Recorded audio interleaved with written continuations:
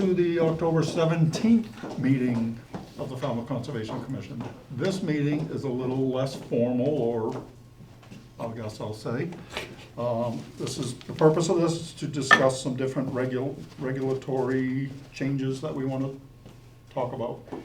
Nothing, we don't expect anything to be finalized today. I don't want to say we won't accomplish anything. I think we'll accomplish a lot, but I don't really expect that we'll come up with any answers, total answers today. And legally wise, we can't, you know, we can discuss them and work it out, but then it has to become part of a public meeting or a series of public meetings. Correct. For input from the public. So our goal is to talk about a few different things and just get a sense of what people are thinking and what we're thinking as a board of what changes could be made, should be made, that are practical, that aren't necessarily allowed in the regulations at the moment. Correct. So it's kind of some tweaks and adjustments and a couple of new things. We have 8 things listed. We're gonna try and cover all of them at least a little bit. So we're gonna try not to dwell on any one thing unless it appears that we're there. So anybody's opinion is welcome. Any input is good. Mr. Chairman, do you want me to set an alarm for each agenda item? Santa Claus is late, but he's here. I'll set an alarm for each agenda item. We allotted 20 minutes for all 6 agenda, 20 minutes each agenda item, but I think some of them we can clear up faster than others.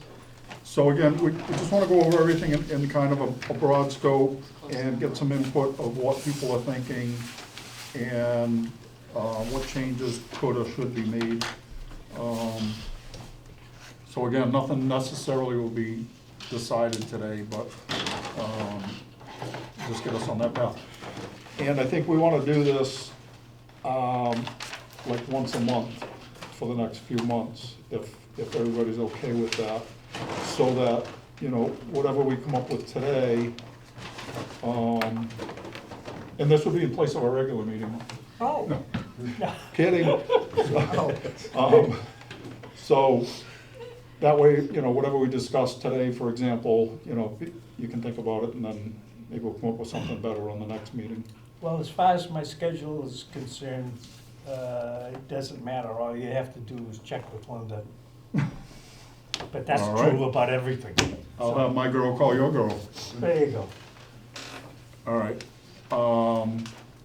And, you know, even if, you know, if you can't make one meeting, if somebody can't make one meeting, just, you know, Yeah, I don't email see, one of us yeah. with, if you're thinking about something. And I don't foresee You know. anything. And again, it's gonna come down to a point where it would have to be legally decided, so there's gonna be ample opportunity for everybody to Absolutely. So when you go through a reg revision, and we did this a couple of years, a long time ago, we had a series of about 16 to 18 public meetings, and then they had a subcommittee that did a workshops. So we work with the engineers. We have Ron here from Bracken, so it's great that one of them came. I foresee having these meetings once a month, not a long meeting, 2 hours, hard stop at 6 o'clock. I'm thinking every 3rd Thursday. It works. This is the 3rd Thursday of a month. We can get it on a schedule. I can get the rooms reserved, and then let the consulting community know, so if they want to participate or offer comments or anything, they can.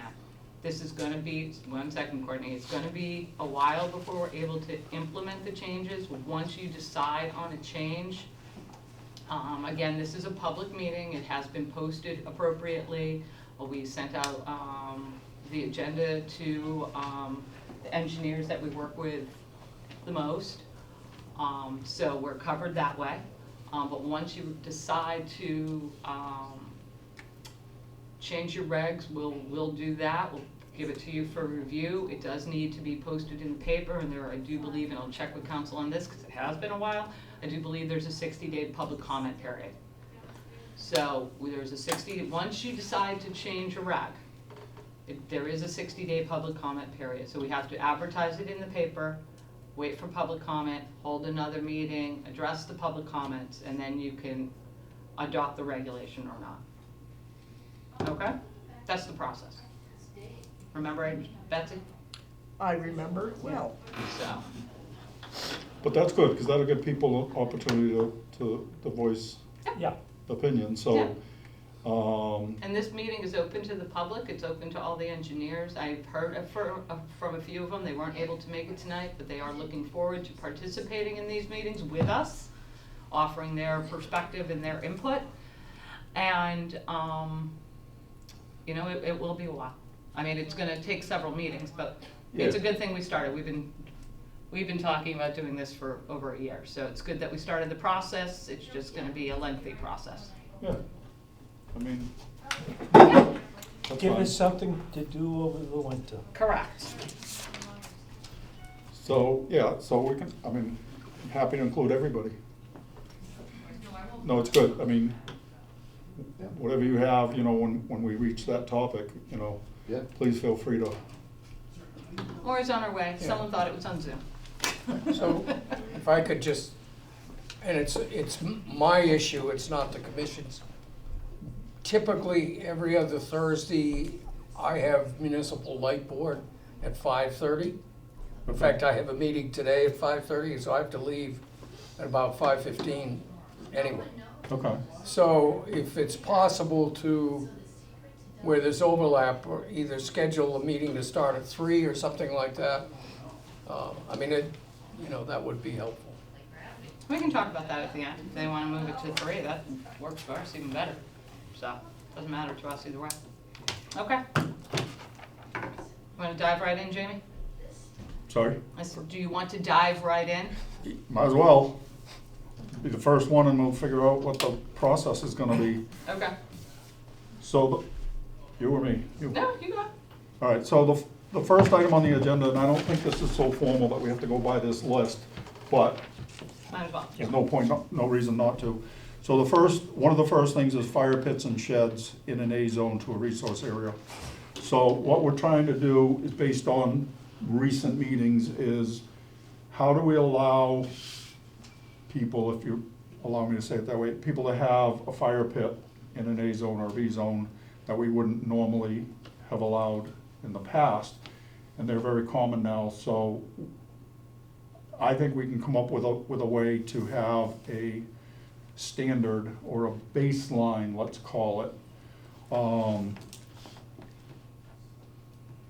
for both fire pits and sheds. So, you know, sheds are another thing people need. And then how is it gonna fall in with the 200 square feet that we allow in a velocity zone or not? Should it be mitigated for or not? So, just so you guys know, what my understanding is, you know, I measured my own fire pit. It's a 4-foot diameter fire pit with 5 foot of space around it for Adirondack chairs. Just an example, okay? So that's a 14-foot diameter, you know, times pi is, I don't know, 160 square feet. So I don't think we should be dictating this round or square, but can we say it should be, and again, this is just a starting point, so. Exactly the approach that I think we should take. Yeah, you know, like, say, you know, we allow 160 square feet or 200 square feet, but X. And it still has to be mitigated for. Yeah, that's exactly the approach I think you should take. Okay. Yeah, give them a certain square footage, needs to be mitigated for. Well, I think that's the simplest and fairest, Yes, Now, you know. We don't have to tell people it has to be 15 by 15, we just have to, you know, it wants to be, again, whatever X we decide on as a group, so we don't. That's all right.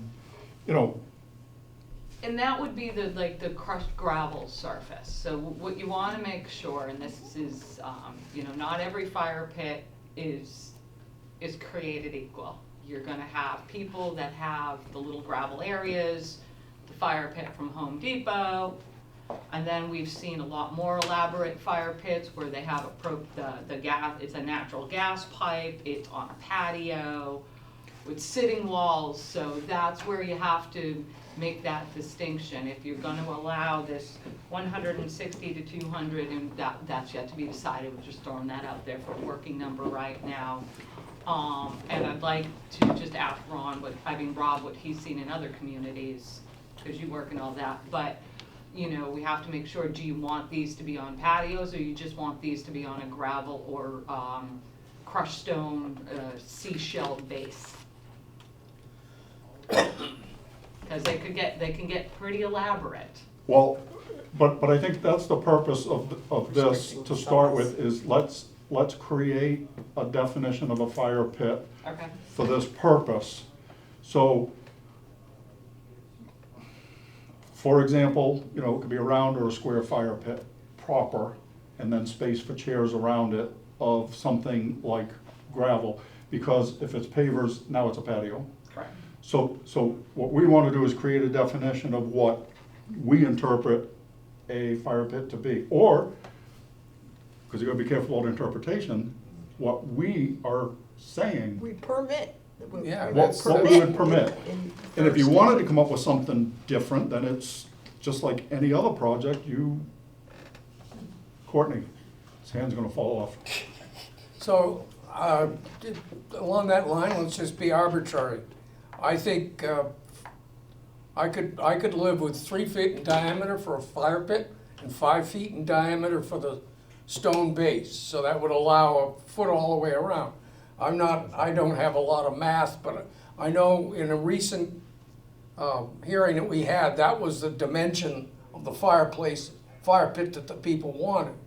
And I think that's not an unreasonable size. 3 feet in diameter for the pit and 5 feet of stone, which means essentially the stone is a foot beyond the circular pit. So whatever that square footage is, That's and what- it's that's crushed what Jamie stone is said. what you allow. Jamie said, let's come up with a square footage. and well, how- and I don't know, however- I'm not a mathematician. Well, he already came up with it. He already came No, up with I a think this is suggestion. more. He came up with 160 feet. We're almost on the same page. It's just, we're not gonna dictate that it's gonna be 3-foot diameter, No, give or them it's square gonna be footage. square. We're just gonna say X square footage, and it has to be just a fire pit, strictly speaking, and something like gravel around it, not pavers, because then it becomes a Right. patio. And if you wanna make it round or square, as long as it doesn't exceed that X. Yeah, So the question is, don't overthink it. You What know, is- make it what very is the simple. X? Make it easy. So what is the X of 25 Well, we'll diameter, come up with an X. 5 foot diameter? We'll come up with that square footage. I don't think we're gonna come up with the square footage tonight. We're just, Jamie already came Yeah. up with one, No, but well- we don't have to stay with I'm- that. Yeah. We'll just I'm come trying up to with a square I'm being footage. more restrictive. yeah, right, so we can, I'd like just to hear, because he works in other communities, so it would be kinda nice to perfect. hear what they do. I know we're kind of a little strict with the gravel and the mitigation, so. I guess, just for the record, Rob DeWar here from Bracken Engineering, consulting engineer. Like you said, Jen, fire pits, they range from a hole in the ground to a patio with a built-in gas, Correct. you know, fancy fire pit. So I guess it just depends on what you come up with as what the definition of the fire pit is, whether that is just strictly the fire pit itself, or if there's an associated gravel sitting area around it. I mean, like you said, if there's a stone patio, then now that becomes just a patio, kind of falls under your existing regs. But really, that's what it's really come down to in other communities, whether or not there's a patio associated with it, whether or not there's a gas line that has to go up there. Okay, so we're down the right So, path. Yeah, Yeah, okay. absolutely. I mean, You know, I mean, the goal is to, because some people we can interpret the regulations in a very strict manner that say they're not allowed. This is so that people are able to have them. So we want, you know, this is so we can allow these things to happen, because everybody wants to be able to sit out and look at the water, so I think this is a good thing. Yeah, and you're not gonna please everyone. Somebody's No. gonna want a bigger one with pavers, with a wall, all that. That's fine, they can apply for that. But to simplify the process, like Yeah, that one this- that came up, I don't know, maybe a few weeks ago. It was On fairly Apagax. simple. Yeah, Akapasky, yeah. And I mean, if you start creating patios, then, as Rob said, it's tripping, you're moving closer than the present primary structure, and that's what we're trying to avoid. So we're trying to avoid, you know, the creation of these But patios, it could lead to huge. because then that would trip that regulation Make it clear. of moving closer than the present primary structure. So, all Courtney? right, so I guess the first thing we have to do is create a definition of a fire pit. Okay, we'll do that. Yeah, and it just, can be a patio. Yep, okay, so that will be, And then we can negotiate a square footage. Yep, Okay. Um, we'll put something together for the board for the next meeting Yeah, and we'll go with that, we'll work off that. yeah, that should be kind of simple. Courtney? For the record, the area of a 5-foot diameter circle is 19.63 feet. Okay. we'll So come up with that's something. 20 square feet if you had a 5-foot round thing, Okay. we'll which come up with to me something. is not, and if that's stone, I mean, that was what was proposed, that would be a reasonable number in my mind. We're not getting a precise number right now, Courtney. No, I know, No, but that's we were the talking thinking we 5 want. foot, so I wanted to. Yeah. Ron, any thoughts on this? What happens in a flood zone with this?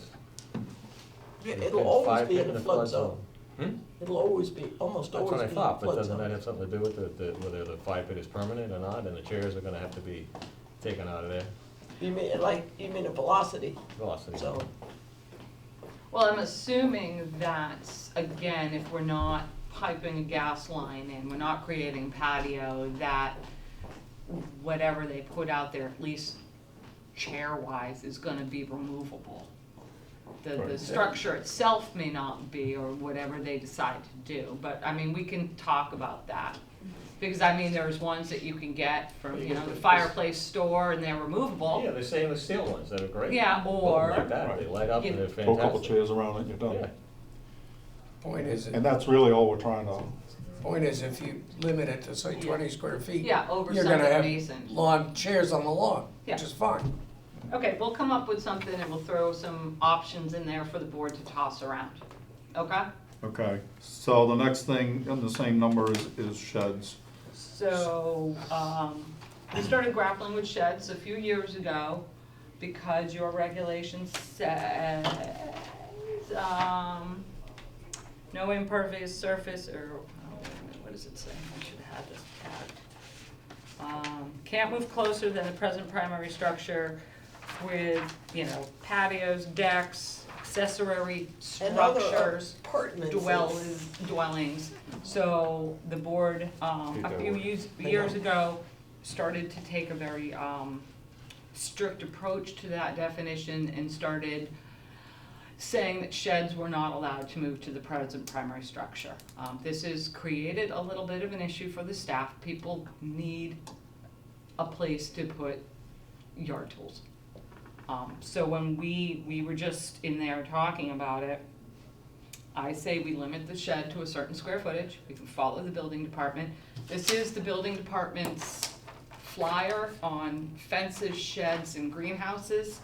And under sheds, it does say that they do need to check with conservation and historic. So Right, that and- is written.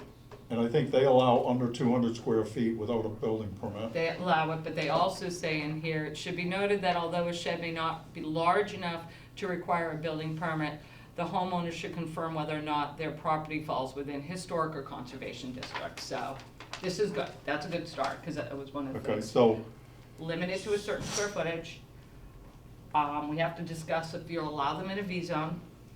My concern with sheds, as with fire pits, is these structures or sheds can become quite elaborate. They can turn into living space. They can have an office above it. So this is where we want to kind of limit it to a utility shed. No living space, no habitable space, no anything like that. No electricity. Yeah, no electricity. Well, Fine. some sheds have electricity, so I wouldn't be, they have a light.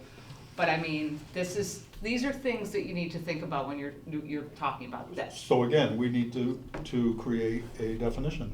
Definition of shed, Well, at least for our purposes. yes.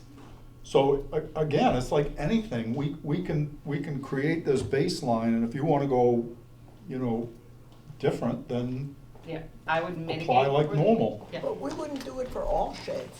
People might have a big piece of property, correct. and they could have a shed Yeah, Not like the my A house. zone. that was fancy, so we can't come up with a definition of just a shed. We're talking about sheds that are in the A zone closer than the main structure. Okay, yeah, In the Okay. V zone. so No, that we're would not be getting to the V zone yet. sheds in A zones. Yeah, I have it written as A zones to resource It's coming. areas. Oh, I don't care if it's in the V zone. No, a V, she said. Oh, V, yeah, so do we want to allow them in the V zone? We do have a few property owners out there that are asking us to put sheds in the V zone, and we don't know what the board wants to do. If we did, it would be part of their bite of the apple of however many square feet we're Okay. gonna allow in the V zone. Okay, Which I is mean, I'm just 200 suggesting Yeah, which that. is 200 square feet. Right, So so if you have 100-square-foot you're not shed, adding on to your house, you get a shed. right, So, but the problem is when you get little tiny properties, this is where we've had it, where they can't fit it to either side, no. and they can't put it in the front of the house because of zoning. And you also have to be, we should write into the definition that the sheds, in not naturally vegetated areas in the A zone, but also we've found sheds with decks off of them and outdoor showers and well, again, that's where we have to create this definition, platforms. that, because The entire what square I'm footage. thinking is somebody just comes in and says, I want an 8x12 shed, the only place I can fit it is the A zone, That's fine. and all I want is the shed. Now, somebody else comes in and says, I want a 20x20 shed with a little deck and a rinse station. Now, that doesn't fall under this, what we're trying to do. Right, whatever parameters we put. Yeah, This isn't gonna apply to every project, no, but It's I just mean, we to just give a need lot- something to work with. but there's a lot of projects where this would fall in. Oh, absolutely. But Courtney? like I said, some of the things you have to worry about, just like fire pits, is these sheds all of a sudden turning into, living space. I mean, I don't know how many times we've gone to properties and there are sheds, Right. and you'll be seeing But again, one shortly under If we put that in the enforcement. definition, that it's, like a utility shed, not living space, it No can't become plumbing. living, Yeah, no habitable space. It because can't we do become a s- tiny house. That's exactly it. Tiny house, outdoor office, we've seen them all. yeah, well, that's a different animal, Yeah, so. okay, so create a definition of shed and then we'll And then look again, at- we have that same X square footage. Yeah, work it into the regs somehow. Okay. I think I have that's a If it's in couple the of velocity observations. zone, that's, Number one, I That's part of don't that. think our definition of shed should necessarily be bound to the current building department permit requirement, which is now, I think, 200 square feet, am I correct? Used to be Are we 100. in the same meeting? Cause we just discussed we this. just discussed it. Yeah, but the other issue is in a V zone, what I'm concerned about with sheds in general, well, no matter how big they are, is they are not generally anchored down. They're just sitting on concrete block. And so essentially in a hurricane, they become a projectile. But again, we allow up to 200 in a velocity zone, so that would have to be part of that. Yeah, we'd have to count toward the 200. Yes. But I think we also have to have requirements about how it's anchored. No, that's building department. That's beyond us. He's Building right, department he's doesn't right. doesn't Even in require a- it even under in a- 200 I'm square not, feet. I disagree, Not- because not- you don't need a permit for anything under 200 square feet. Even if it's not a velocity zone, if it's an A zone, when that floods, it's called a still water flood, but when that water comes in, it rushes in, and then it rushes out. No, I agree, that's my concern. I know. That's That's And my then you're concern. obviously gonna wanna mitigate for the sheds. Yes, Okay. So I'm just gonna throw this out there. Jen and I talked about this the other day. This is all on me if you hate the idea. We have 3-to-1, 2-to-1 mitigation. What about something like fire pits and mitigations being 1-to-1? Fire watch. pits and mitigation being 1-to-1, or fire pits and sheds being 1-to-1? What I'm proposing is that in the instance of allowing this, the sheds and the fire pit that we've just discussed, that the mitigation be 1-to-1. I'm opposed to that. You're, The whole okay? purpose of mitigation is to improve the buffer. Okay, I was looking for a trade-off, so that's fine. Well, That's why I what if the said. shed is on lawn, and you're still gonna get 100 square feet of shrubbery? So I'm on the 1-to-1. You think it Versus should just be 1-to-1? for a fire pit or a shed? For fire pit or shed, that's what I'm saying. Yeah, It's impervious surface in the A zone. well, yeah, I hear you. I yeah. I'm just not threw an fighting idea you. out. Yeah. I mean, I think it's something you guys can discuss, think about it. Again, we have to be careful, because these structures and these fire pits and these outdoor living spaces can take on a life of their own, so, I mean, I wouldn't, Yeah, but you can't keep throwing that out there that, you know, no, I know, all, but, houses become more than what they've been oh, permitted. absolutely. That's not for this discussion. I mean, it's, The only, I have no problem I'm not gonna weigh you in don't on have to that. decide now. No, I know, I'm not gonna weigh on that, but, so when we code sheds, think about it this way. Are you going to allow the shed and the fire pit to be counted as coverage in mitigation calculations? Or are they not allowed to be counted in coverage in mitigation calculations? So that's, cause remember, and I know you would remember, you might remember.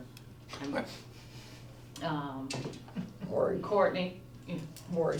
Maury might remember, and Maury and I talked about this today, about the hearing we had when we first started these mitigation calculations, and the engineer came up and started counting stepping stones as their existing coverage.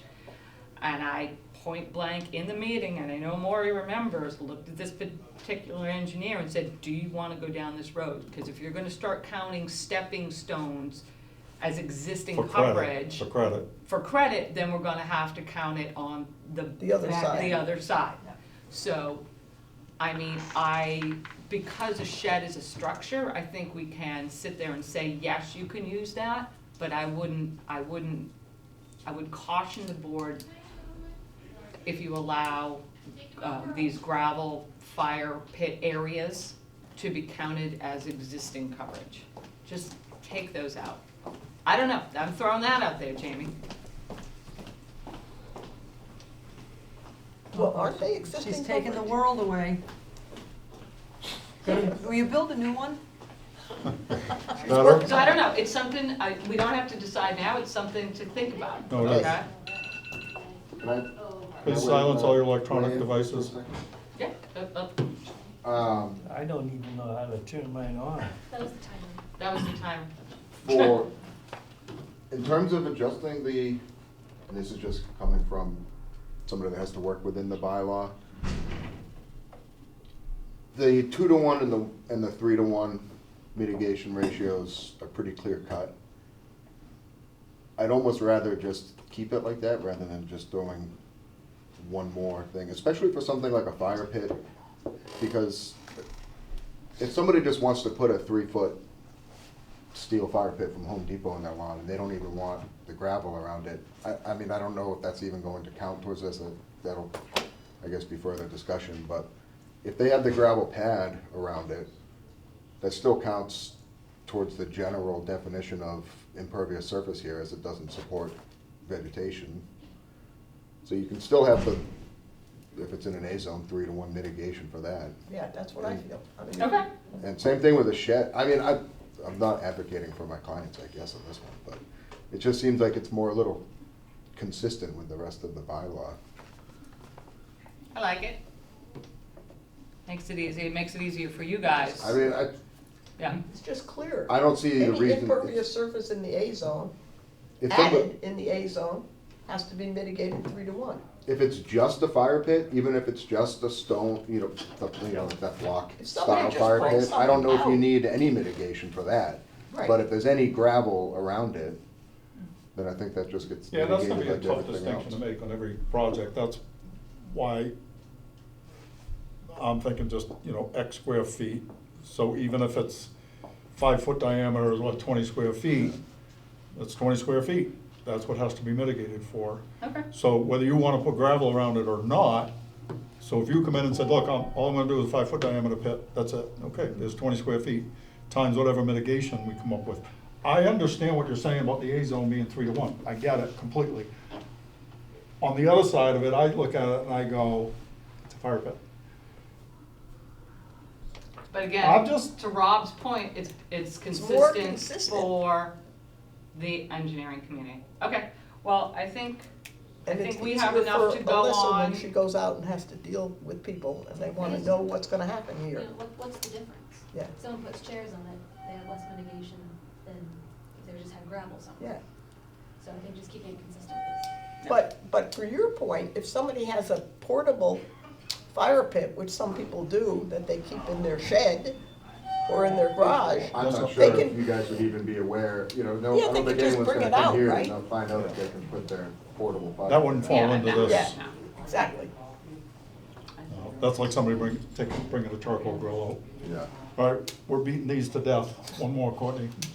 Yeah, so going back to this fire pit, I think We're not going what we're backwards. concerned about is an area, an impervious area that, that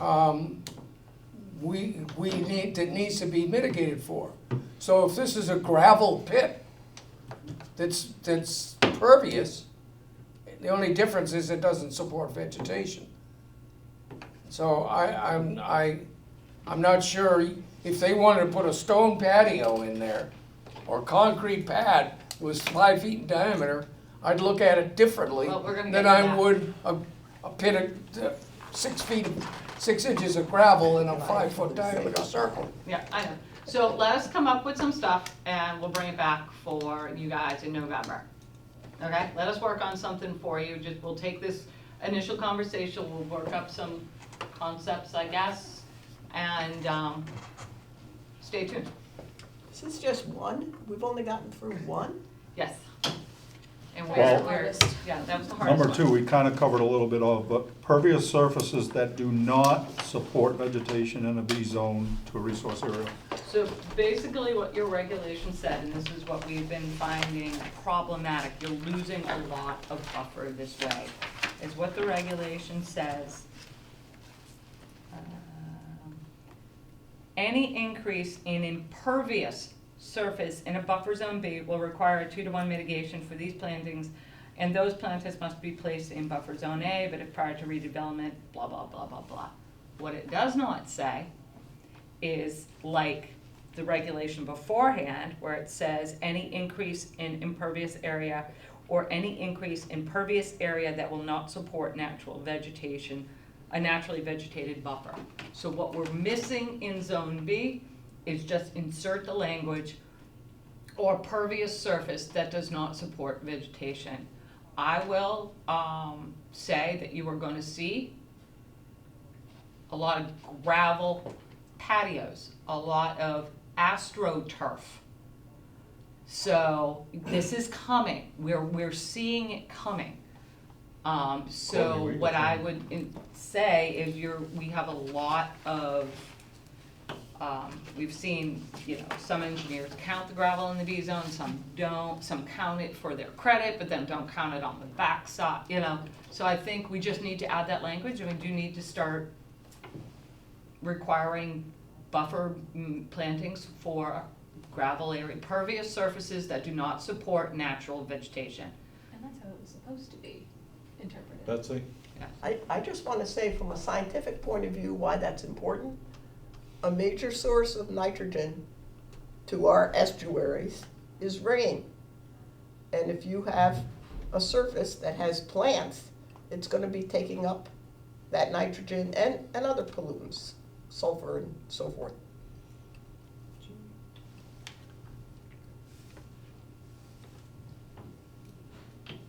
So, we had reinforced turf, we've discussed that, which is pervious. It does not support vegetation, but it also takes up nutrients. Because if we're allowing lawns, which to me, last night we were talking about bark mulch versus lawn versus astroturf. I'm a landscape construction person. I make a living off of lawns. One of the most detrimental things is lawns. Everybody loves them because Because they they think fertilize them. they fertilize them, they're absolute monoculture, there's nothing that lives there. Everybody puts chemicals on them, so there's no clover, there's no dandelions, because those are bad. So you just have this monoculture of useless green growth that takes maintenance. And everybody fertilizes, chemicizes, pesticides them. I would rather see gravel, because at least gravel, they don't do anything to it. Bark mulch, they round the daylights out of bark mulch, and if you knew where it came from and how bad that is, I just think that, yeah, we've got to wrap our head around which is the worst of the evils. And I would rather see more put in the A zone and let the B zone be lawn. Pervious turf, where you can, put the blocks down and put the gravel in it, or whatever they call it. I mean, then there's pervious pavers that we've done in V zones and we've done everywhere, because their specs say that they're pervious because they capture enough, water and not runoff. But you're right, Betsy, runoff is one of the worst things. But It's a big- lawns are runoff. When they're frozen, they're runoff. I don't know. I'm not advocating for lawn versus gravel, I'm just saying if you're gonna put gravel in the B zone, or any pervious surface that doesn't support natural vegetation, because you're gonna start seeing these You have to astroturf mitigate areas. for it. Yeah, you're gonna start seeing, oh, well, this paver system, this patio is pervious, so I don't have to mitigate for it. You're losing a lot. We've been seeing it for a couple of years.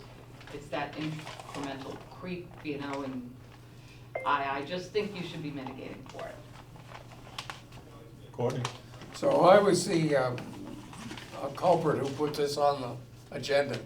So what I was concerned about was the issue with dense grade, whether we would allow it or not. And Dense grade is not, okay, go ahead, I'm sorry. so so the question is dense grade, and I'm not talking about reclaim stuff that's ground up pavement. I'm talking about dense grade, 50% rock dust, 50% native stone or bluestone, that's compacted. To me, that's an acceptable surface in and of itself that we should allow, wouldn't necessarily require mitigation for. It does support vegetation, and I can tell you from my own experience, because I have it in my own yard, that where I put it down and didn't drive on it, I've got a lawn that I didn't even plant a seed for. And so it does support growth. So The I'd ruins- rather see that than, The Mayan ruins support growth too. I mean, the things. but things I don't support putting something on top of it, like asphalt or pavers. I'm just saying, Or gravel?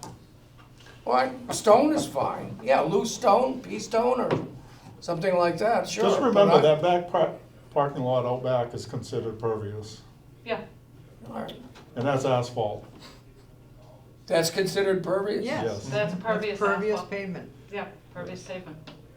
And the problem, Courtney, with dense grade, the mix versus reclaim, they all compact, that's why they use it. It compacts so that it is almost, like it's probably pervious to, 4% or something. Right. But it's certainly not what we think of as pervious. Well, And eventually it'll is it degrade. less It'll pervious degrade than enough clay? that it can support plants. After time, yeah. That's why Clay is they- naturally occurring, and that's less pervious than the dense grade. We're So, trying to improve the environment, Courtney. No, That's our role. I'm saying, I'd rather see that than of all kinds of varieties of solutions that don't necessarily work. You've got an issue when you allow if you don't want a house in an area that you can't have access to, then don't allow the house. What? I mean, you know, Something to think about, guys, when I tell you what, when you're reviewing your plans, so think about this. Okay, let's approach it this way. We're not gonna have any, decisions tonight. It's a recommendation by the staff that we start requiring mitigation for pervious surfaces that do not support natural vegetation in a B zone. So- Over the next couple of months, while we're having these discussions, look at your plans and see what, look at how it's being implemented with that in mind, through that lens. And making them, look at it, look at your plans. When you're looking at your plans, think about, this gravel area in a B zone, if we were to mitigate for it, how would that improve the environment?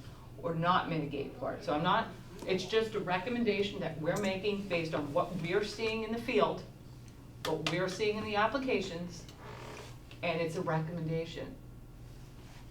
that's it. So I just wanna say, to your point, she's not saying you wouldn't allow a different kind of, You just have to mitigate for you it, have to mitigate Right, for it. which That's, right, I'm fine that's with. the bottom I mean, line.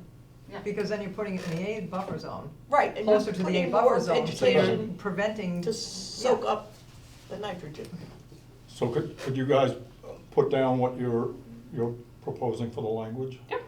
I mean, we're just literally inserting on, and we'll send it off to you, an FW inserting, instead of any increase in impervious surface in the B zone, any increase in impervious surface or pervious surface that does not support Yeah. natural vegetation in a B zone. Simple We're just enough. adding, Simple enough, simple enough, we're just Making it adding consistent. that.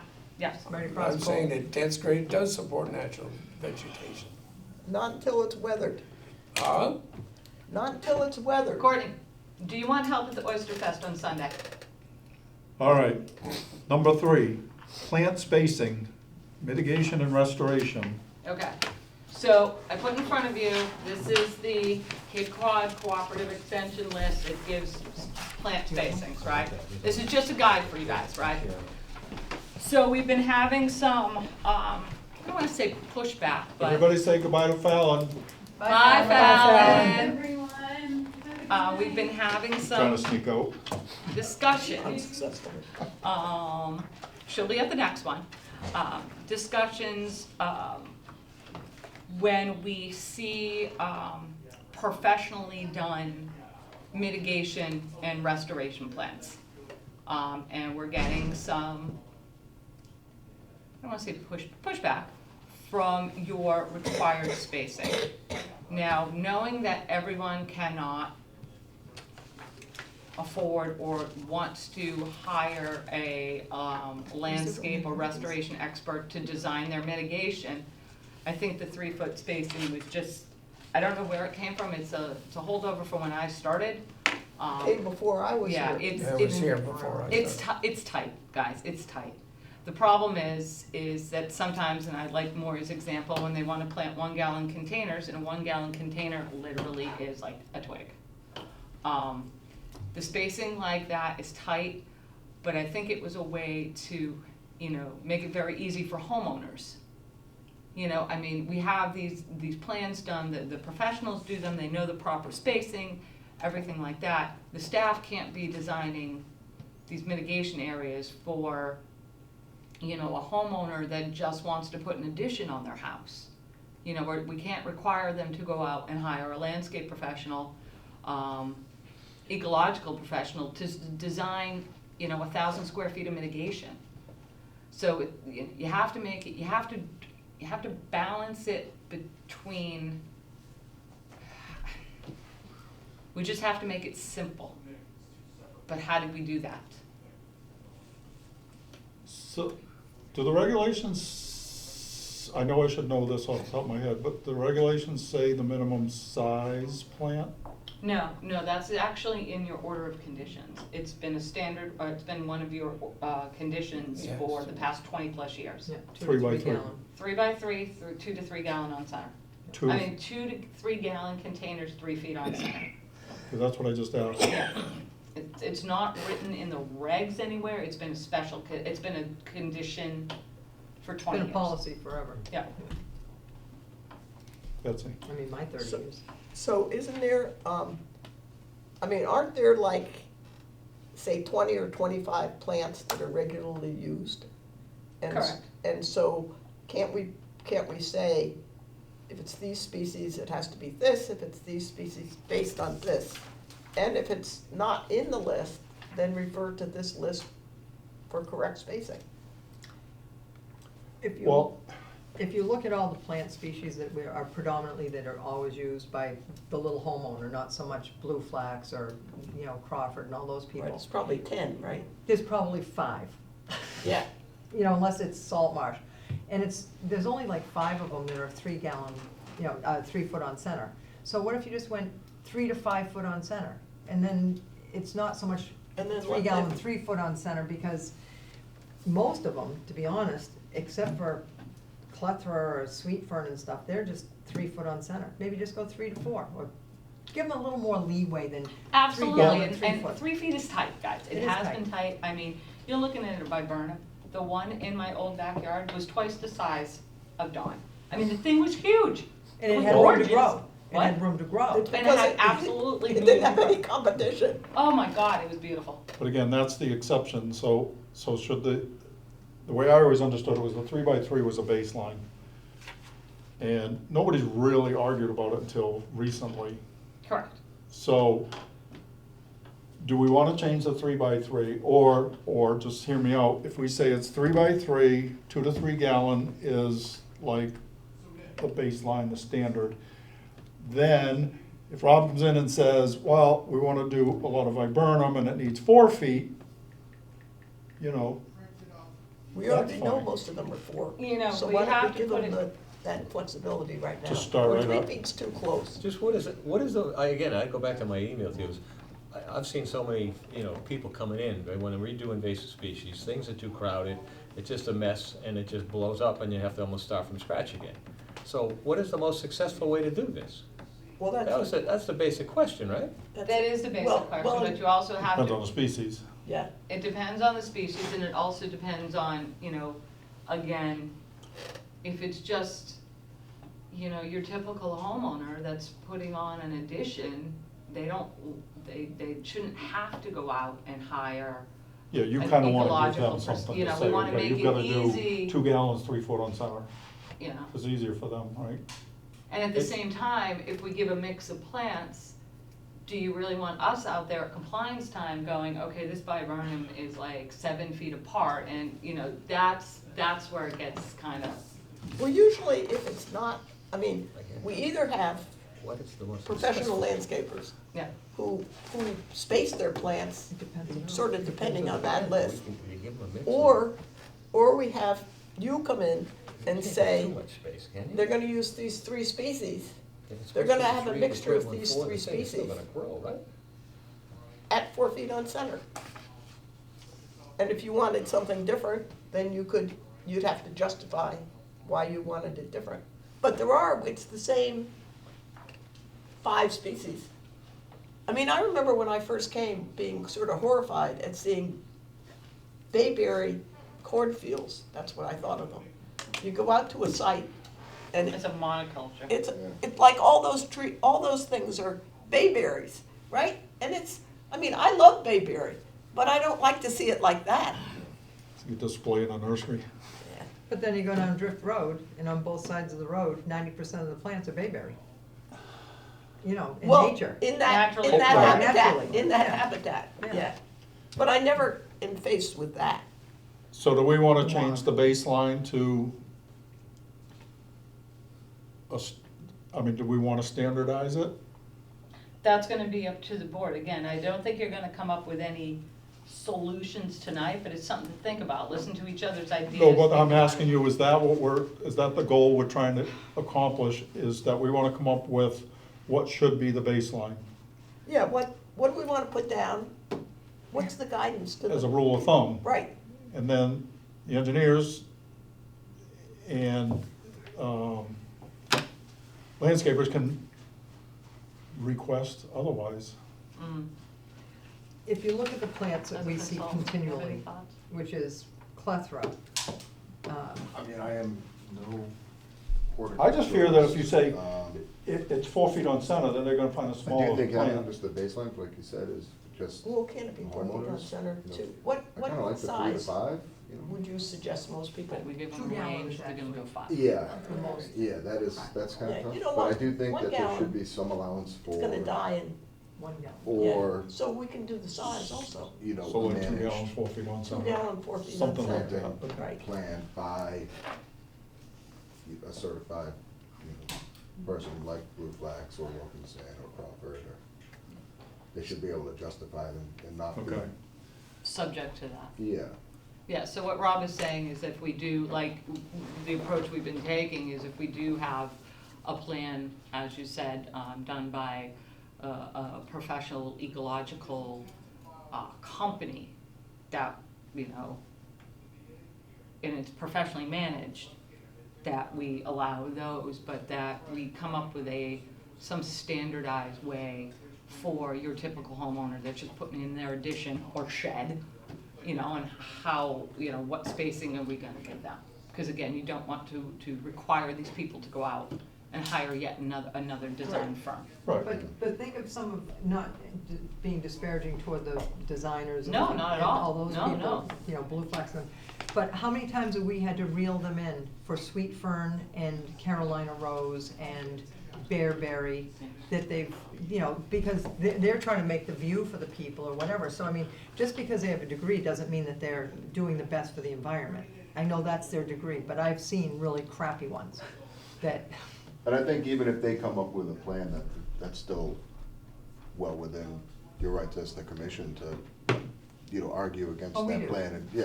I mean, Scrutinize, yeah. I think I was witness to, you know, one of the biggest arguments against the 3-foot spacing, on one of our projects, and, like I said, I am not an ecologist, so when it comes to plant spacing, I kind of defer to the professionals. If you look at our plans and we have some small addition or some other reason that we need a small amount of mitigation, we basically take the verbiage right out of the condition on our plan. We associate whatever area that is, and then we just have a list of plants with a big caveat that says, you know, final species to be coordinated with staff, depending on Right. availability at the time. Yep. Planted in 2 to 3 gallon containers at Right. 3 feet on center. I mean, it provides a nice baseline. yeah, I But- think it's worked. If you Yeah. give it a range, Jamie, if you go 3 to 5, just like the old regulations, it was like 75 to 100, they're always gonna go with the 5-foot spacing, so, Right. yeah. I don't know, Maury, as the landscaper, as the resident landscaper, thoughts on spacing? For a standardized spacing. Standardized spacing, I would say 4 foot on center, because I really think the 3, there's only a few things that 3 feet work well, but the 4 foot,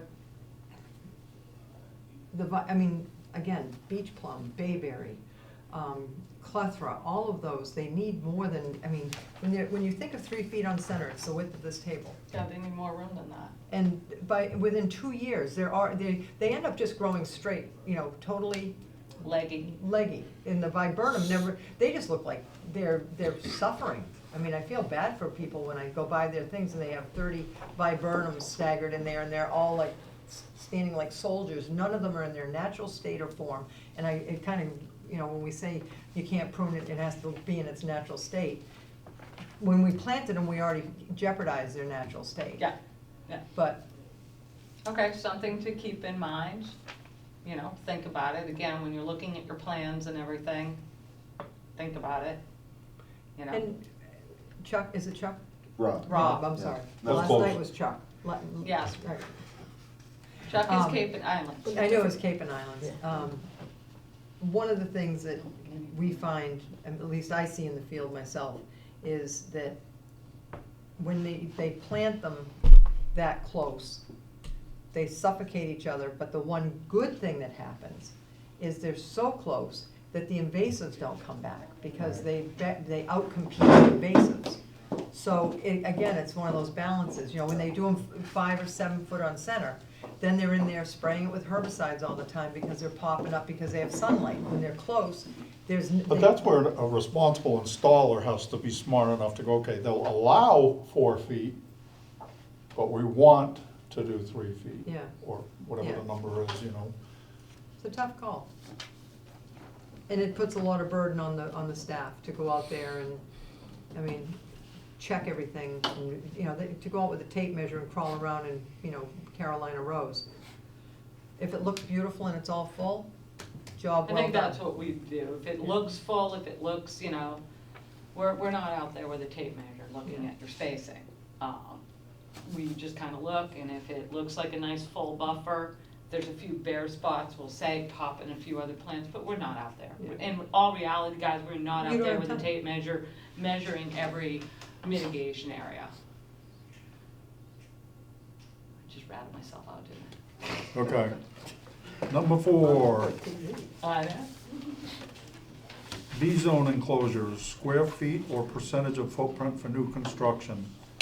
So I'm talking about new construction. So don't focus on the 200 square foot that is in your V-zone regulations, that's allowable on an existing structure before that structure has to become compliant with the state building code and flood zone. This is for new construction. These are enclosures that are within houses on pilings. So usually we need room for a staircase, Sometimes an elevator. an elevator, small Elevator, mudroom, stairway, closet. whatever. closet, and then that's your living area. And Courtney and I were talking about this. And then what do you want to allow for a storage area? So do we want to allow for a small area of storage? So, Well, if we're gonna do the 200 square feet, or we're considering 200 square foot sheds, would we require mitigation if we allow the 200 feet underneath the elevated new construction, that they would have to? No, because it's, well, well, true, it's we already take a bird's eye view, so it wouldn't be, It's already they're in already there. mitigating for it anyway, Maureen. so Yeah. where this came up with was, I can think of 2 projects, and not to pick on anybody, but there was one over in Seacoast where they had 2 sheds existing, they wanted to keep them, and they actually wanted to close off the entire Underneath the house. Underneath the house, yeah. underneath. And they didn't, but that was the proposal. So we gave them, I don't honestly remember, but it was like, I'm gonna say 260 square feet is what we allowed ultimately. And we let them keep 1 shed, as I recall, and that's really irrelevant, it's Yeah. just the example I'm giving. Yeah. So we were talking about like, sometimes the 200 square feet is a little restrictive when it's under or within the piles, because of, you know, when you go up 12 feet, you need an elevator, right? I mean, most of these people are coming to retire, so they want an elevator, you still have to provide a stairway, and then a degree of storage. And I'm not talking lawnmowers and shed stuff, I'm just talking about basic stores. So what I had suggested was doing something like a percentage of that footprint. So it really doesn't matter, you know, it could possibly be more than 200 square feet, but it's not really arbitrary. It's, I think I did an example. So one example was one of the houses down there was 36 by 42, so it's 1,512 square feet. So again, just example, if we said we'll allow 15%, it would be 227 square feet. If we said 20%, 302 square feet. Again, just an example. But the idea is to come up with, again, this baseline, so it's a percentage as opposed to, because some of these houses, 200 square feet is a lot of that. And then some of the houses, it's nothing. You know, is it enough for an elevator and a stairway? Probably. But, So, when Surf Drive got blown away in Hurricane Bob, in all those conditions, if you ever read through them, they weren't even allowed to have a planter on the building. They had the exact footprint of the structure. They couldn't have rubbish barrels down below. All they could have is a stairway, and it couldn't have any lattice on it, it had to be an open stairway. My parents have a place down in Florida, on the Gulf. And every time there's a hurricane, everybody goes up, put them on big pilings, and then it becomes a 3-story cluster. Because all they do is they just fill up underneath. Now, if you're saying structure, that's one thing. But if you just watch the, Hurricane Milton there, all of the flotsam and jetsam, it didn't come from the houses on the stilts. It came from all the stuff under the houses on the right, stilts. right. And that's what was the sort of the conundrum of, yeah, let's elevate the houses so that they're safe and they're out of the V zone or out of, whatever. But then they put literally another entire storage area of bikes, cookers, kayaks, lawnmowers. All this stuff goes underneath these things, and their little house is perfectly up here, and their poor neighbor gets the lawnmower in their windows because all of it smashes away. And that was the whole reason for Surf Drive. Nothing could be under those. Nothing. I mean, go by now. But that's why, because all the stuff that was there went everywhere else. Right. Oh boy. But we do have to allow for an enclosure. We have to allow Yes, for a for staircase stairway. and a mudroom and an elevator in some cases. How we do that, I don't know. Why do we have to give them a mudroom? Yeah.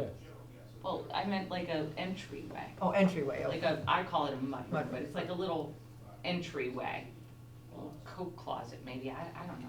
I'm throwing stuff out there, you don't have to listen to me. All right. We always listen. Betsy. So my only concern with the percentage is that if it's a relatively small house, the percentage isn't gonna be enough. So we should give a baseline. You can have Yeah. 260 square feet, and then if it's a bigger amount, Well, they're allowed up to 200 in the velocity zone. What, not no, Wow. New construction, so don't get bogged down on that 200. but historically, at least since I've been on this board, we have always we allowed started with 200. 200. And Yeah. then we expanded in certain, when people made And justifications. that's where this like, whole thing came up, Right. is that, how do you tell one person they can have 260 and tell somebody else they can only have 200? That's where, The percentage. I don't know, that's where I was thinking of the percentage. So a percentage or 200, I guess, so if it's smaller. Yeah, that's what I'm saying, there should Yeah, be yeah, a baseline, and then maybe or maybe not. I mean, why should, because you have a giant house, you get to have lots more storage down below? Well, my argument would be because it's a percentage of it, Well, proportionate, but that's Well, I fine, know, but, that's fine. But then what we have to do is say, it's gonna be 200, and that's it, period. well, it has to be more than 200, because it has to have enough space for an elevator and stairs and So that's where I'm saying the an percentage. entryway and, Okay. yeah, but they all Okay. need that. Whether it's a big house or a little house, you have to get upstairs. So you're saying you wanna change it from 200 to 300, or X? Well, yeah, or X, we don't have to decide what it's gonna be now, but an area where they can, I mean, people need an area where they can store their rakes and their shovels and their pickaxe. I'm trying to think what's in my shed. Use a pickaxe right now. I'm not visiting you anymore. I Pickaxe. just want you to know I have a pickaxe. Don't turn your back on Betsy. Courtney? So I think we need to distinguish between what a homeowner needs to get from ground level into his house and what you have for storage. And so I think you need to break this up into conditioned and unconditioned space. So if you take 200 square feet, that would allow for a stairway, an elevator, and a foyer. And, that kind of thing. That's conditioned space, that allows for access to the second floor. That can be constant regardless of the size of the house, because stairs are code. They're 3 feet wide, there's so much rise and run. So you can, I think the 200 for conditioned space is fine. Now, if you want to add to that for storage and so forth, you call that unconditioned space. And you decide how much of that unconditioned space do you want to allow enclosed for storage, and whether it's anything or something. You know, and if you want to do that on a percentage basis, that's fine. But as far as conditioned space for access to the second floor, code pretty much defines what you need for rise and run on stairs and elevator size and landing and that sort of stuff. And certainly 200 feet allows for ample of that stuff. Now, you know, it certainly doesn't allow for the grand staircase at Versailles, but that's not what we're arguing. So I would argue separate conditioned space from unconditioned, and I think you could have a fixed amount of conditioned space because the code pretty well defines the size of stairways and elevators and that kind of stuff. Well, you also have to remember that, look, your regulations say there shall be no sheer walls in a V zone. So, I mean, there's no sheer walls in a V zone. Or paneling in a But V we're zone. allowing for enclosure, Yes. for stairways and so on. We're not saying those are breakaway walls. We've always allowed for that, and I don't have a problem with that. They didn't on Surf Drive. I mean, you gotta be able to get into your house somehow. Well, that's what I'm saying. I mean, maybe you have a skyhook or something, but. No, I know we have to have enclosed spaces, but, you know, how much of these spaces do you want to enclose? So I'm saying, Living area versus storage. that's why I wanna distinguish between conditioned and unconditioned space. Conditioned space is your access into living space. And that's your stairway, your elevator, the foyer. No storage, no nothing else. Just those elements. You give them 200 square feet and they can figure out what they want to put in there. Unconditioned space, that is space you want to use for storage, lawnmowers, trash. That's a different story, and I think that's where the debate comes as to how much of that space we really want to enclose. All right. Into my mind, that's where we should focus our attention. Betsy, What, Kevin, did you have Kevin, I'm something? sorry. Okay, well, I'm gonna reinforce what Maury said. And the problem is, I don't think there should be more and more space allowed people under these houses, because that's what gets washed away in these storms in a velocity zone. It'll sweep through and the house may stand. So I'm not saying there shouldn't be anything in addition to whatever this 200 square feet is. I'm not saying there shouldn't be anything, but it should be a minimal amount, like the size of the small shed. We In can, addition to the 200. In addition to the 200.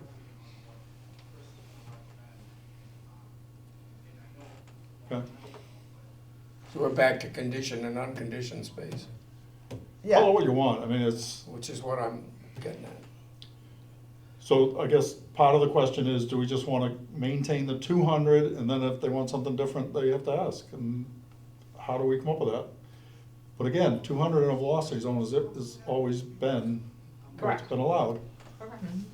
So are we changing that?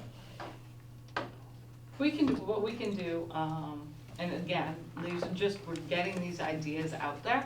Yep. I don't think anything's gonna be decided tonight. You guys, good night, Martha. Okay. But what we can do is we can, I can have, Lori look at, some other, communities, visa and regulations, and see what they come up with. That said, we also have to be prepared that if, We should throw this at Gary. and yeah, I'm gonna talk to Gary, I'm gonna talk to zoning, but also Gary the Stubbins. new state V-zone regulations are all open pilings, aren't they, Rob? Yeah, I think typically right now that any enclosure at least has to have 50% opening. So like if it was there, you know, it's gotta be slats, you know. I'm Right. talking about the new Yeah, but the- land subject to coastal storm flowage regs Yeah, that, I mean, and I'm not totally familiar with all of the new ones, but I mean, yeah, they're getting much stricter. yeah. so. So I think the new regulations under their state is like, I'll have to double check what they say. Yeah. Now, that's if they ever adopt them. Yeah, I mean, Haven't we required that? Haven't we required some of the things that are quote enclosed, but to be partially open? I think some, haven't we Say that done again? So you have yeah. this underneath space and a stairway that goes up, but it's partially open? Haven't we done That's that? not practical. You can't have I that. think we've permitted that. You're right, Betsy, we did. Do you remember that, in one of them? The one out on Black Beaches, no, they have an elevator on Black Beach, Richards, Richards elevator has, has to that be has an portable. elevator. elevator. Yeah. That has How an about that elevator. one- You guys are thinking of, you're Are you right. thinking of Moses? How about that You're one thinking in of Mar- Moses Mar Vista? Road. Part of the staircase was blocked, not all of it. You're Yeah. thinking, that, Yeah, Mill we- Road just did that. We did that on Mill Road too. Mill Road, we just did that. Yeah, and part of it's open. Yeah, part of it was open. We can look into that. All right. Okay, and we'll look at what other communities are doing right now as well. Okay? That's always helpful when we change regulations. Mhm. All right, number 5, long-term monitoring for restoration projects. Is that a cheat sheet? That was a Courtney Bird request. Okay, Courtney, you're up. One of the things that, when you start dealing with invasives and that sort of stuff, that's an ongoing matter of control. An order of conditions runs for 3 years. You can get extended, or you can file for an RDA, and that goes for what, 3 years as well, or 5, or whatever it is, but it's financed. And I'd like to see a more flexible monitoring requirement. My concern for one of my frame of reference is the Phragmites Control Project was, I was a part of, that was started in 2008. It's still going on now. We have an annual inspection by Palanton, who comes for about 3 hours, walks through the 13 or 14 acres of land, which is, there's about 10 or 12 homeowners involved. Takes about 3 hours, walks through, maybe treats half a dozen stalks of Phragmites and goes home. Sends us a bill for $200. But that should be monitored. And quite honestly, for me, to have to go out and get 15 homeowners and track them down, some of whom are seasonal, to get them to file an RDA is a major league pain in the neck. And I'd like to see some kind of a long-term monitoring protocol where perhaps the applicant is required to annually submit a one-page report on monitoring report, what the status of it is, that kind of thing. But I'd like to see something that is longer term. And I would add, for example, when we have an order of conditions and we say, okay, you've got 3 years of orders and conditions. Once that order is signed off and approval is required, there's no further monitoring required. There's no whether those people are maintaining the plants they're supposed to put in. Or who wiped out their plants. Yes, if somebody walks on and sees that they haven't done it, there's a violation. But I'm saying there's no ongoing protocol for monitoring a given project. So is it as simple as, can we, the order of conditions would expire in 3 years, but can we say that we want monitoring for 3 more years? I don't think there's in the legal framework. I don't think you can, Okay. once the You should project's ask Laura closed out, about this that. project, I can ask from council, Yeah, but usually, I will take,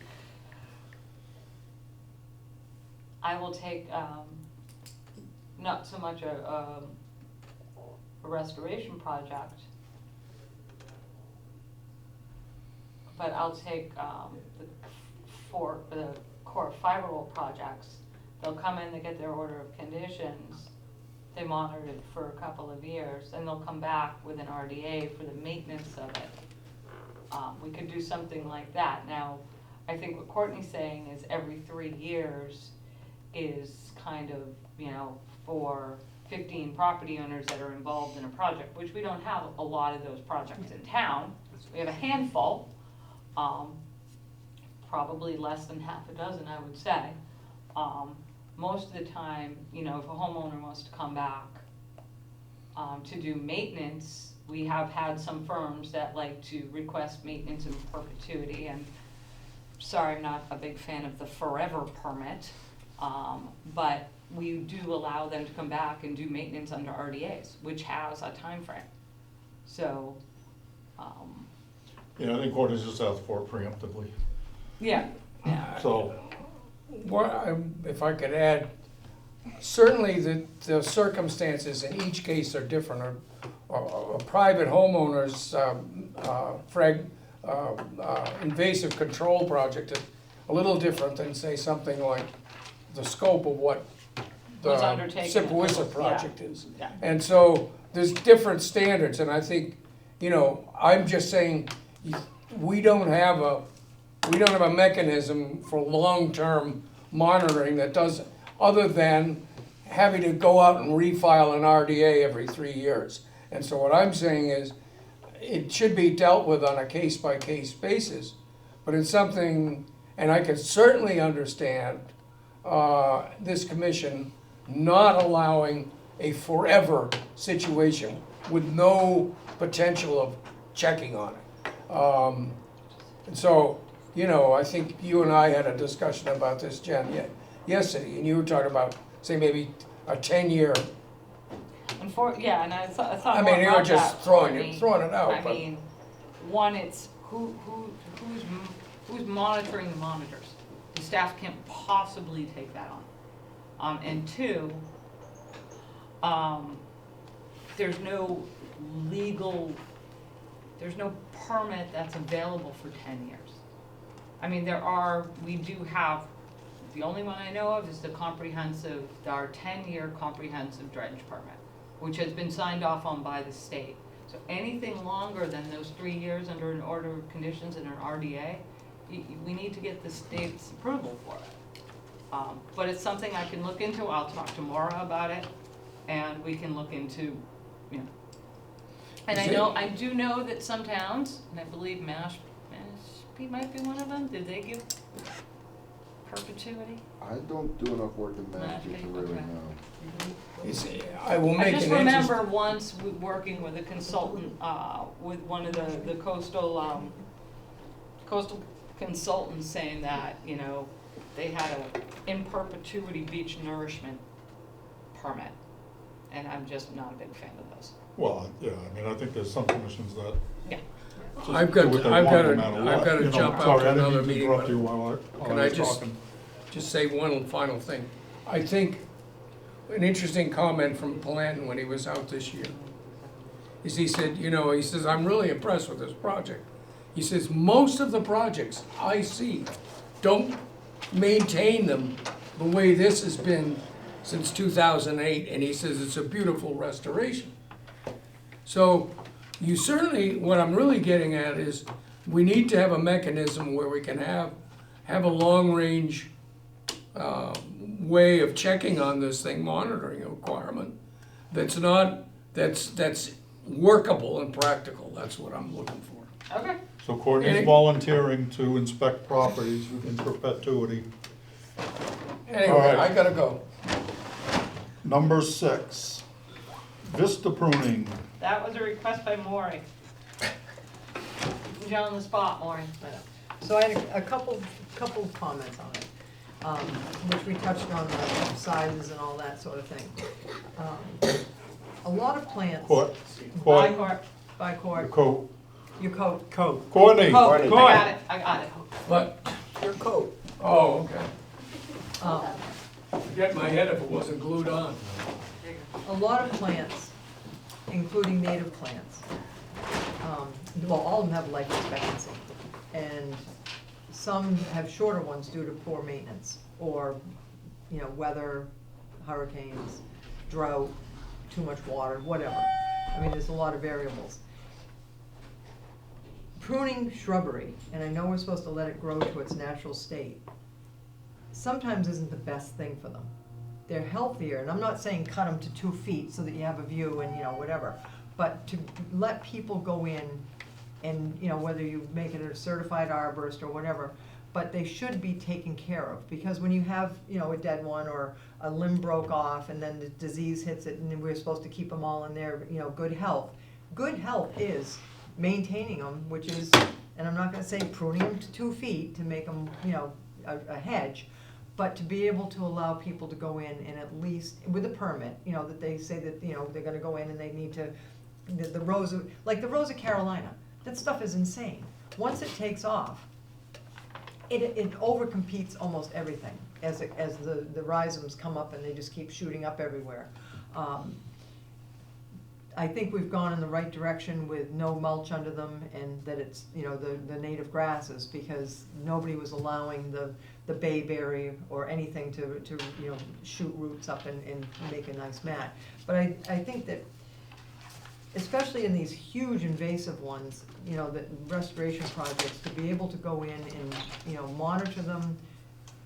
Sometimes you have to feed them, spray them, and I know I'm sounding like but you can dormant oil certain shrubs when, you know, the caterpillars are literally decimating the beach plums. I mean, I've seen years where the caterpillars have come in and there's just sticks, and then the next year they die because they're not foliated. So that was why I wanted the vista pruning. And the other one was that I don't know where we came up with a 25-foot corridor. And the reason I was thinking about this is when we had the one on Shorewood a while back that wanted a vista corridor, and those lots are 100 feet wide.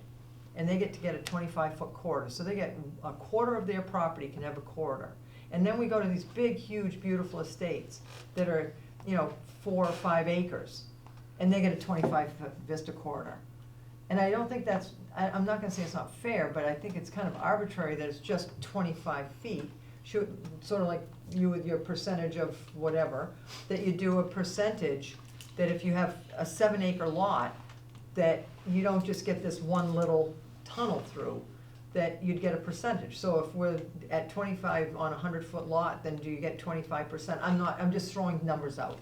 But it's just kind of difficult when I go to these big, huge properties that are, you know, they're looking through a pea hole. It's like you're going like this, and then the guy on Shorewood that has, you know, everybody on Shorewood has a 25-foot one, and it's basically, you have this huge panoramic view.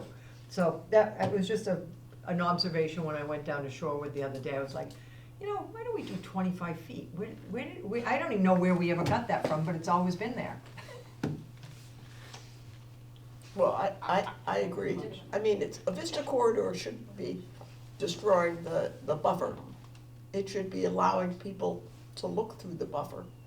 And if you have how much are those houses out at Penzance Point now? Are they 20 million? If you have a $20 million piece of property, you should be able to have It's some $20 nice million views. I don't care if you have a view. $200 piece of property, I think it's all relative, that, you know, you have a huge expanse, you should have more than 25 feet. And it depends on how far, if you're far back, a 25-foot corridor is a tunnel. pinhole. Telescope. It's a telescope, that's what I'm saying, you're looking through a pinhole. Yeah, as opposed to being close. Yeah. No, it's just one of those things. Okay, you know what we can do is another job for Lori, she loves doing research, we can have her pull the vista pruning regs from a bunch of different communities. Yeah. and let's compare, let's see. That's a great Let's idea. do that. And the other question I have is on vista pruning is, the town of Falmouth has a scenic road bylaw.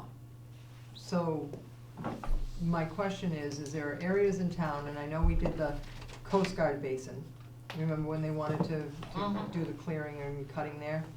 And then, and only, not that I don't go to East Falmouth that often, but, yeah, I mean, I go down Minot Road, whatever, but there are places that are, you know, they're just bucolic. People love to drive these certain roads because they are so beautiful, and they'll take Surf Drive instead of downtown. And, you know, Surf Drive is lucky because it is just an open waterfront, but, you know, we go by, you know, like Chappaquay Road now. On both sides, it's getting so grown up, and I mean, pretty soon you're not gonna even see anything. And I just think for the lucky people that live on the water that have a water view, but there are a lot of people that have to go drive around for one. If the vista, and I'm not, you know, supporting to go out and get the scenic roads all cleared, but if they do come in front of us, like they're the town road, so it would be the town. If the town asks to do scenic road, you know, vistas, that we're a little more flexible to, which I know you already are, but it's just one of those things that as I get older and I see these roads that I used to see beautiful views and now there's nothing. And, you know, that we would be more, just a little less restrictive for the rest of the public to be able to enjoy these beautiful views. Yeah, such as Knobscot Light Road, Yeah, just say Knobsco Light Road. yeah, you can't see a thing up there. I know, and it's really sad. I mean, I think it's sad because that's what and I'll tell you, people drive slower when there's a beautiful view. True. True. So in the And it interest of, doesn't mean it has to be no vegetation. No, no, no, It no. could be But, low-growing shrubs that you can look over. but like the cedar trees right now on Chappaquay Road have literally, they've had such a great time in the last 5 years. There's probably 400 of them between both sides of the road, and it's getting to the point where you can barely see Chuck's shellfish thing. You know, the cages, I mean, it's getting that That much, dense. yeah, that dense. yeah, Anyway, okay. that was all. Okay, we'll look at other communities and see what they're doing. Good. as well as, Lori's got lots of work now. She's gonna love us. The other one we wanted, now that you brought up vista pruning, and we've seen this a couple of times and we're struggling with it, is someone that wants a vista, but they don't necessarily live right on the water. They want a vista over We've had a couple of several those. properties. Yeah, we had that one on Old Dock. We have that one on Old Dock, you have that one down in Quistit. Oh, yeah, Quistit Quistit, Road. yeah. So, I want you guys to start thinking about, is this something you want to allow, or do we need to amend? If we're looking at amending our vista pruning regulations, or revising them, This is the time. this would be the time to, you know, make a stand and say, you know, Well, one of the problems with the one like on Old Dock, the property already had their vista, and somebody wanted another vista. it's It wasn't like they were trying to look through the Right. same corridor. well, and the one on Quistit, I mean, the property was 800 feet away. Over Two four roads? properties. Yeah, in a Yeah, row. just about 4 properties, a road and a town parcel. Mhm. I mean, that was No, That was probably the most excessive one we've seen. Yeah, and we'll probably never see another application like that, so, You saw what happened in Bade. Hmm? You saw what happened In Maine? yeah, somebody did, Oh, yeah, further up had the view, so they went and poisoned the trees. yeah, Did you read about that? No. yeah, in Maine, yeah. yeah. No And when kidding. they used some pretty nasty stuff too, that's now Yeah. migrating onto the public beach, I believe, that's the issue down there, it was Lovely. very toxic. So anyway, we'll look at some other communities for you guys, and we'll gather some information, and, we'll go from there. Can we help you? I'm looking for the Ag Commission.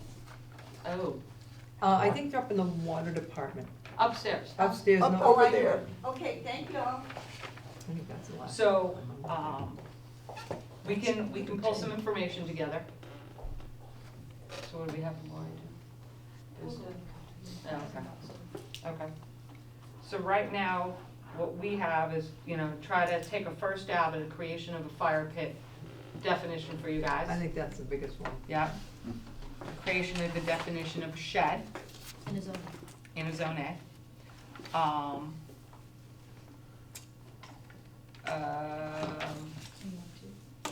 am none two. Oh, no, yeah, write up what the regulation is gonna look like for number 2. Yep.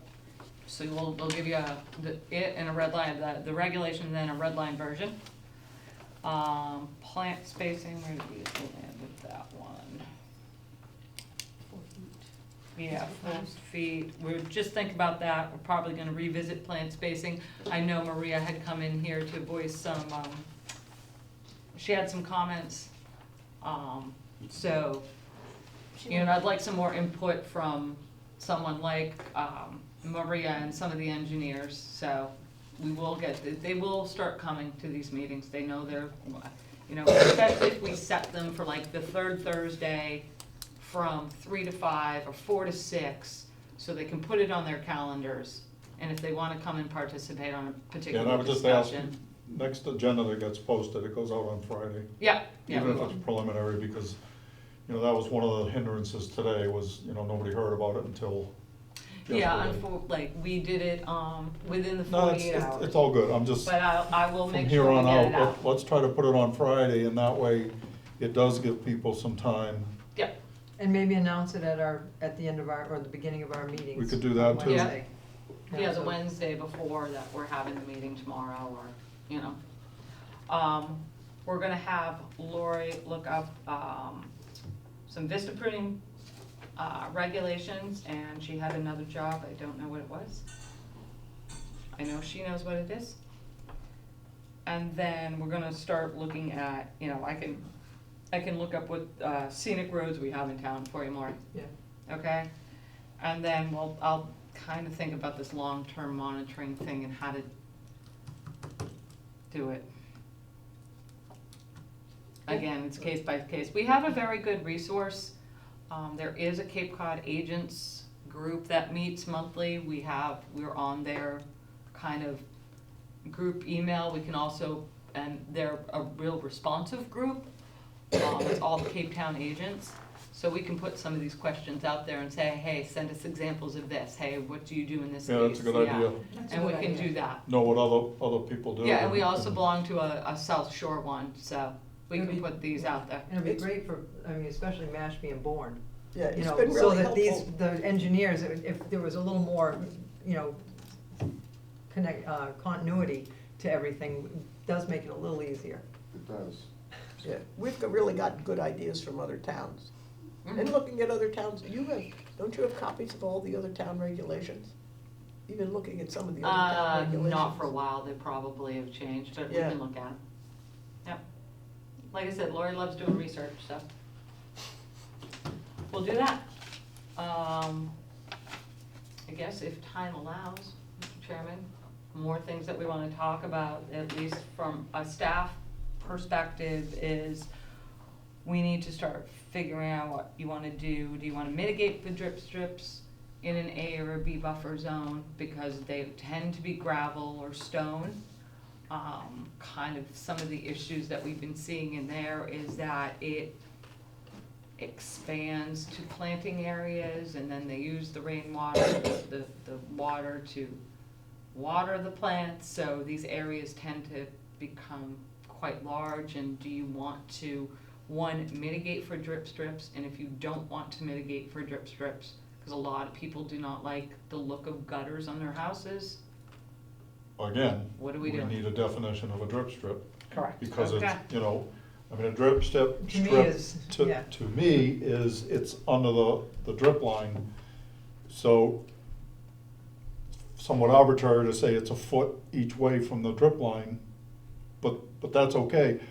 But we did one down on Surf Drive where they were trying to make it a whole landscape thing, and it became, so that's where we need the definition, because if we were to say, okay, we allow a drip strip, and our definition of a drip strip is a foot each way, that's it. Yeah, 2 foot, yeah. Now, if you wanna do something more Else. elaborate, Mitigate. Now it's a pervious, but not supporting, And, yeah, pervious that doesn't support natural So- vegetation. there's really Isn't two that what it different. always is? No matter what size it is? Yep, I mean, that's what it is. Well, the xeriscapes, when you think about it, when they became the big rave, that everybody was using gravel and sand and beach grass. I mean, they were planting everything in gravels. Because bark mulch it's a fire hazard, people don't even want it next to, a lot of people don't even want it next to their house. And it turns Insurance into companies mud. don't want it. The fire department hates it.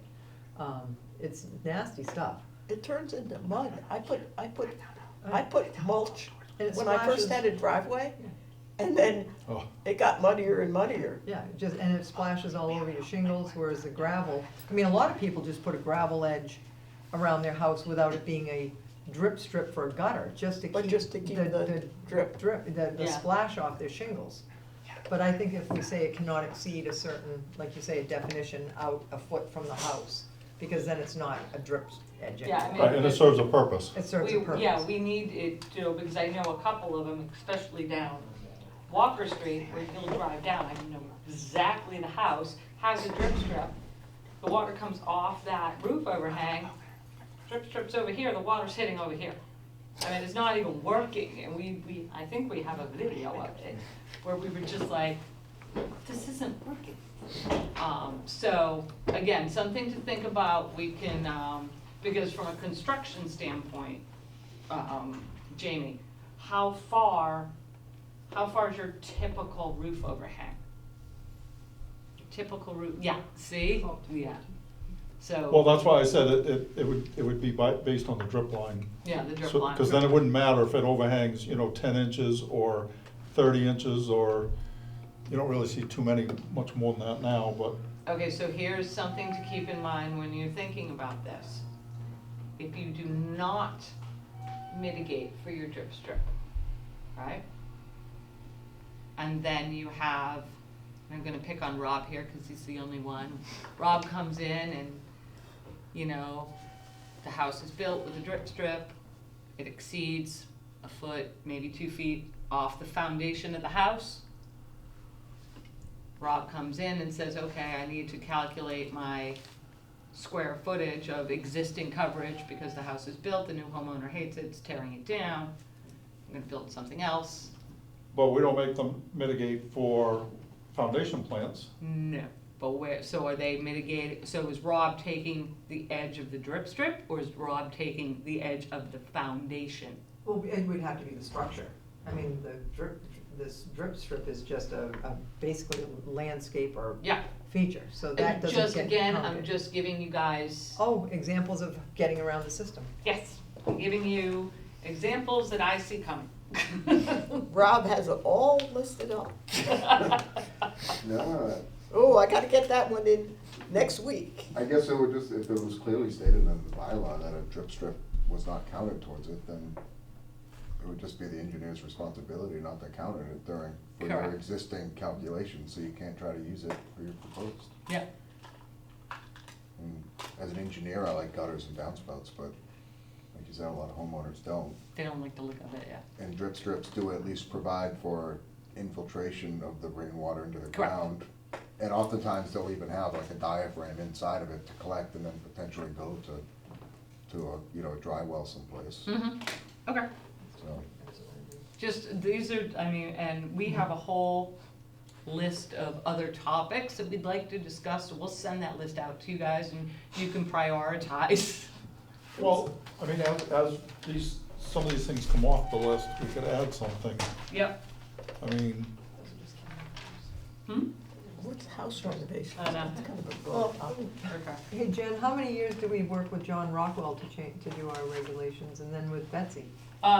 John Rockwell was before my time, he was the 98 regulations, I don't recall, I may be able to ask Mark It might was, recall. I think we did 2 years.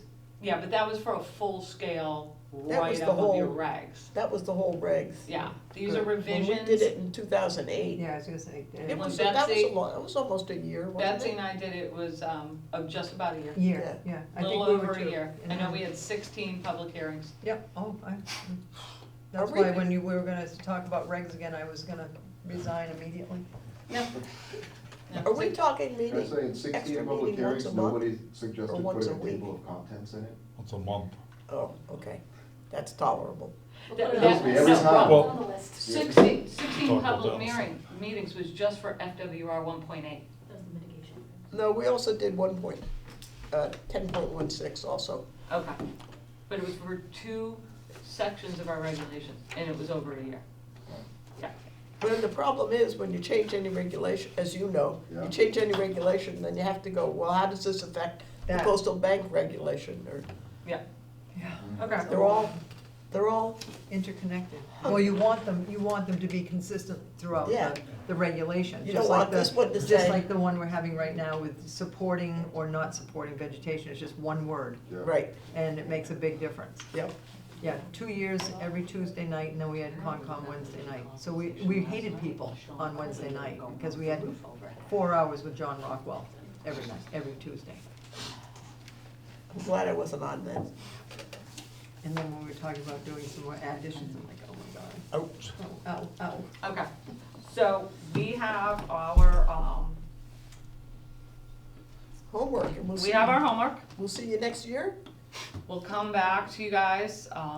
Let me get my calendar, so. All right, hold on, just, Oop. I know it's only if time allows, but just tell me what you're thinking about, what are you talking about on the house renovations? Oh, the house renovations we just put there because we're having, a lot of times we'll see on your plans, you know, we get this, we get the footprint, right? Okay, so, And then all so of a what would be sudden- required within the application? Yeah. Okay, We need to know what these, all of them will have house renovations. Well, what is a house renovation? I'll take the most extreme example that, way back when, it was, I don't even know, I can't even remember, I think it was done under an RDA. It was off of Sippawisset Road. They had house renovation on it. Didn't really look too into what the house renovation was. Driving down Sippawisset Road one day, and the whole house is down to the studs. I mean, so it's like we need to. so that was misrepresented. Yeah, we need to know a little Well, no, bit. it was renovated. Yeah, it was renovated. So, I mean, we need to know what these house renovations are, because when we see a building permit and we see house renovations, and all of a sudden the little cave is turning into a, you know, a colonial, and we're putting a second floor on, we're just like, where did the second floor come from? And they said, oh, we wrote house renovation in the little box. So we're just trying to flush out more of what these house renovations. We've had some pride. I What? remember one, in Bywater Court area that was that way. Mhm. And it was like, what are you gonna do? Oh, that's gonna be the second story. We're like, what? What seconds, yeah. Sweet Road, Iosles, same thing. Tore it down, one wall left. Yeah. That's how Courtney got on the board. So, Because that's what they used to require in the building department. One wall had to be stand. Yeah, one wall had And to that was an remain. RDA, yep. And it yeah, was, so I'm just saying that There was one in Quaker. that we're way, right as by staff the- are having concerns that the house renovations are not being fully described to the board or to the staff, and what's happening is we're catching it at the building permit level, and we're getting pushback. It's like, well, it says house renovations right here. We're like, well, we didn't realize So we we were have to putting think a about- second story on. What are how we does gonna- that affect our regulation? I Well, mean, if it's on a block foundation, I'll take the one off of Okay. Sippawisset for, Yeah. Beckles Road. Beckles Road, the one where Tom Corvo stopped the project because they realized they needed a new foundation. We didn't realize, next thing you know, the whole house is cribbed up and they're excavating. The Does. Yeah, or the one on Sippawisset, which was on a block foundation, and then during the hearing process, poor Tom Bunker realized that the foundation couldn't support the new structure, or a second story, so the whole thing had to come down. So, I mean, I think we address it. So we but- started it because we require the engineer's certificate. Yeah. You know, so So- we just wanna Structural flush out engineer more of what these or house architect. renovations are. Yeah. Or a registered architect, Right. yeah. I mean, I think we just put that on there to let you know our concerns when you No, that's- see that on a Yeah. plan. Yeah, because we're, Yeah. do we need? So to- that's something we wanna think about is what should we require that would give us the adequate information to make. And I think you we know. ask it in the staff report, if we see that, we're like, okay, explain the house renovations to us, what are you doing? Right, but to simplify it a step further is, right out of the gate, should we require architectural plans, for example? Or, you know, or just a more descriptive of, you know. I think a more descriptive one, because I'm requiring, full-blown architecturals for like, It's expensive.